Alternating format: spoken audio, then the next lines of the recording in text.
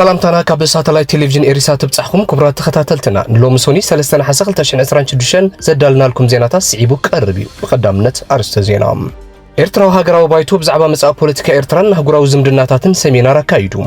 አበ ሸረሪና ዝተጀመረው ግ ከም ዘብቀዐ ተገሊጹ ሰራዊት ፌደራል ከቢድ ጉዳት ከም ዝበጽሖ ውድብ ህወሓት ገሊጹ ሽርክነት ኤርትራን ሱዳንን ኣብ ምርጋእ ቀርን አፍሪካን ቀይሕ ባህርን ልዑል ተራ ከም ዘለዎ ተገሊጹ ኣብ ግብጺ 5.4 ሬክተር ዝዓቐኑ መንቀጥቀጥ መሬት አጋጢሙ ትራምፕ ምስ ኢራን ሓድሽ ዙር ድርድር ሎሚ ክጅምር ምዃኑ ገሊጹ ሕጂ ድማ ናብ ዝርዝር ዜናታት ክነብለኩም ኤርትራው ሀገራው ባይቶ ብዛዕባ መጻእ ፖለቲካ ኤርትራን ሀገራው ዝምድናታትን ሰሜናር አካይዱ ኤርትራው ሀገራው ባይቶን ዲሞክራሲያዊ ለውጢ በዕለት 1 ነሐሴ 2026 ብርሕቀት ቴክኖሎጂ ርክብ ወይውን ዝማቢሉ ሓደ ቨርቹዋል ፖለቲካዊ ሰሜናር አካይዱ እቲ ሰሜናር በቤት ጽሕፈት ወጻእ ዝምድናታት ናይ ፈጻም ቤት ጽሕፈት እቲ ባይቶ ዝተዳለወ ኮይኑ ሀገራው ዝምድናታት ፖለቲካዊ ኩነታት ኤርትራ ከምኡ ድማ ንኽብርን ሚዛንን ኤርትራ ኣብ ዞባውን ሀገራውን መድረኻት ዳግም ንምምላስ ንጹር ሀገራዊ ራእይ ኣብ ምዕባለ ዝህልዎ ተራት ባይቶ አተኪሩ ተካይዱ ኣብ ሰሜናር አባላት ውድባትን ፖለቲካዊ ሓይልታትን ኣብ ትሕቲ ኤርትራው ሀገራዊ ባይቶን ዲሞክራሲያዊ ለውጢ ዝተጠረፉ ከምኡን ተወከልቲ መሓዙት ውድባት ክኢላታት ልምዲ ዘለዎም ሰባት ንጡፋትን ግዱሳትን ኤርትራውያን ካብ ዝተፈላለዩ ሃገራት ዲያስፖራ ተሳቲፎም እቲ ሰሜናር እዚ ንጥፈት ንፖለቲካዊ ዘተ ንምዕባለን ብዛዕባ ዞባውን ሀገራውን ምዕባለታት ሓሳባት ንምልውዋጥ ከምኡን ብዛዕባ መጻኢ ኤርትራን ተራእን ኣብ ዞባን ሀገርን ዝምልከት ሓበራዊ ሀገራዊ ራእይ ንምዕባለ ዝግበር ተኸታታሊ ጻዕሪ ክፋል ምዃኑ ኣዳለውቲ ሰሜናር ሓቢሮም ኣብ ሸረሪና ዝተጀመረው ግ ከም ዘብቀዐ ተገሊጹ ኣብ መንጎ ሓይሊ ምክልኻል ኢትዮጵያን ሓይልታት ጸጥታ ትግራይን ሸረሪና ብዝተባሃለ ቦታ ተጀሚሩ ዝነበረው ግ ምብቅዑ ኣገልግሎት ዜና ፈረንሳ AFP መንነቶም ዘይተገልጹ ምንጭታት ሓበሬታ ተወኪሱ ሓቢሩሎም ኣብ ጥቃዶብ ኢትዮጵያን ሱዳንን ኣብ ዝርከብ ሸረሪና ብዝተባሃለ ቦታ ውግእ ዝተወልዐ ብቀዳም ንጉስ 6 ሸቢሉ ምዃኑ ሓደ ሽሙ ዘይተገልጸ ኣባል ህወሓት ከም ዝተዛረበ እቲ ወኪል ዜና ጸብጺቡሎም ብከቢድ ብረትን ብሰብ ኣልቦ ነፈርትን ተሰኒዩ ዝተኻየደው ግ ድሕሪ 23 ሰዓታት ኣቢሉ ደው ከም ዝበለ ዝተፈላለዩ ምንጭታት ሓበሬታን ኣገልግሎት ዜና ፈረንሳ ገሊጾም ኣብቲ ግጭት ክንደይ ሰባት ከም ዝተቀትሉ ወይ ከም ዝቆሰሉ ሓበሬታ ካብ መሃብ ተቆጢቦም ከምቲ ተዘርጊሑ ዘሎ ሓበሬታ መሰረት ሓደ ስሙ ክግለጽ ዘይደለየ ካልእ ምንጭ ጸጥታውን ብሓቂ እቲ ውግእ ምብቅዑን ኣገልግሎት ዜና ፈረንሳ ኣረጋጊጹ እንተኾነ እቲ ካብ ወገን ህወሓት ዝቐረበ ሓበሬታ ቀንዑ ምዃኑ ብናጽ ኣካል ከም ዘይተረጋገጸ እቲ ጸብጻብ ኣመልኪቱሎም ብሃገራዊ ቦርድ ምርጫ ኢትዮጵያ ብዝተሰረዘ ውድብ ህወሓት ዝምራሕ ዘሎ ክልላዊ መንግስቲ ትግራይ ብቀዳም ኣብ ዘውፅኦ መግለጺ ፌደራል መንግስቲ ኢትዮጵያ ካብ ንግሆ ጀሚሩ ብኣንፈት ሸረሪና ውግእ ጀሚሩ በመባል ከሲሱ ነይሩ መንግስት ፌደራል ግን ብዛዕባ እቲ ጉዳይ ብወግዒ ዝሃቦ መብርሂ ይኹን ምላሽ ዛጊት የለን እንተኾነ ሚኒስተር መስኖን ቆላማ ከባብታትን አቶ አብርሃም በላይ ኣብ ዝተረጋገጸ ማሕበራዊ መራኺኡ ዝኾነ ገጽ ፌስቡክ ኣብ ዝጽሓፎ ጽሑፍ ብኣንፈት ሸረሪና ኩናት ብምኽፋት ንሕወሓት ከሲሱሎም ኣብ መንጎ ሓይልታት ምክልኻል ኢትዮጵያን ሓይልታት ጸጥታ ትግራይን 1 ነሐሴ 2026 ውግእ ምውልዑ ዝተሰምዐ እቲ ኣብ መንጎ ሰበስልጣን ኣዲስ ኣበባን መቐለን ዘሎ ውጥሪ እናገደደ ኣብ ዘለውሉ እዋን እዩ ኣብ ሸረሪና ዝተኻየደ ኩናት ብወግዒ መን ከም ዝጀመሮ ዝፍለጥ እኳ እንተዘይኮነ ሚኒስትር ምክልኻል ኢትዮጵያ ዓወት ከም ዝሓፈሰ ይገልጽ እንተኾነ ብናጽ ኣካል ክረጋገጽ ኣይተኻለን ንሕወሓት ዝድግፉ ሰብ ሞያ ማዕኸናት ዜናን ነጠፍቲ ማሕበራዊ መራኸብታትን ድማ ሕወሓት ከም ዝሰዓረ ብምግላጽ ተዋጋእቲ ትግራይውን ድሮን ከም ዝተጠቕሙ ዝገልጽ ሓበሬታ ይዝርግሑ ምህላዎም እቲ ጸብጻብ የመልክት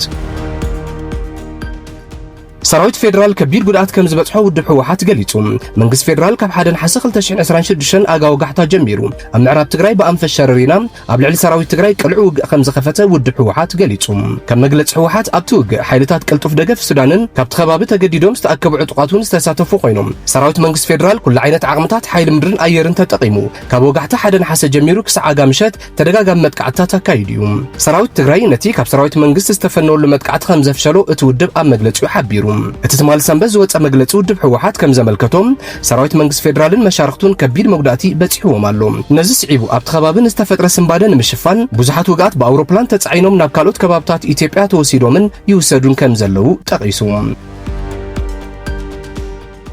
ሽርክነት ኤርትራን ሱዳንን ኣብ ምርጋእ ቀርን አፍሪካን ቀይሕ ባህርን ልዑል ተራ ከም ዘለዎ ተገሊጹ